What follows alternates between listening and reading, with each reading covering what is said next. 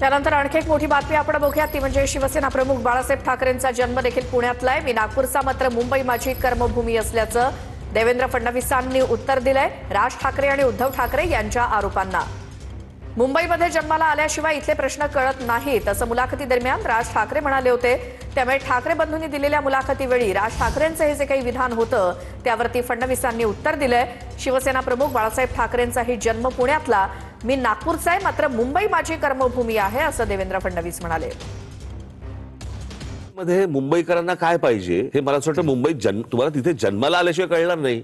बाहेर येऊन ज्याला तुम्ही ती एखादी गोष्ट बघता, शहर बघता किंवा एखादा देश बघता ना, तुम्हाला समजणारच नाही तिथले प्रश्न काय ते। गृहनिर्माण मंत्री किंवा अजून कुठचे पीडब्ल्यूडी मिनिस्टर किंवा अजून कोणतरी हे बाहेरचे जेव्हा येतात ते ज्यावेळेला मुंबईत येतात त्यावेळेला त्यांना प्रश्न पडतो सारा प्रॉब्लेम काय शहराचा, कारण तो कंपॅरिझन करतोय त्याच्या रस्त्यांशी, त्याच्याकडच्या लोड शेडिंगशी, त्याच्याकडच्या सगळ्या गोष्टींशी, त्याच्यामुळे हे सगळे प्रॉब्लेम होतात। तुमची मानसिकता कशी। हिंदू हृदय सम्राट शिवसेना प्रमुख बाळासाहेब ठाकरे यांच्यापेक्षा जास्त मुंबई कोणाला माहिती होती का?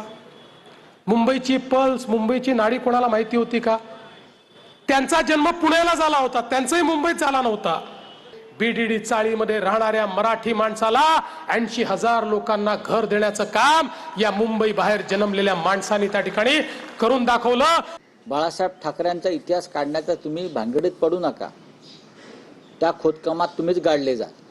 फडणवीस साहेब, तुमचा स्टार प्रचारक मुंबईत येऊन तुमच्या थोबाडीत मारून गेला अण्णामलाई, बरं का? आता तुम्ही त्याच्या लुंगीमध्ये तोंड लपवणार का? सांगा ना। मुंबई महाराष्ट्राची नाही,